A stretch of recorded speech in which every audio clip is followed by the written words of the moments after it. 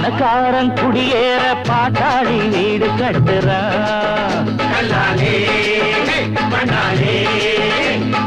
ஆனாலும் அவனுக்கோர் வீடில்ல யாரு கேட்கிறான். பல பேரு தான் உடுத்த நெசவாளி நூல நெய்யறான். அட ஆனாலும் அவன் உடுத்த வேட்டி இல்ல யாரு கேட்கிறான். சம்பளம் வாங்கியது முழுசா வீட்டுல சேர்த்திடுங்க. மத்திய யார் பறிப்பா பறிச்சா முட்டிய பேத்திடுங்க.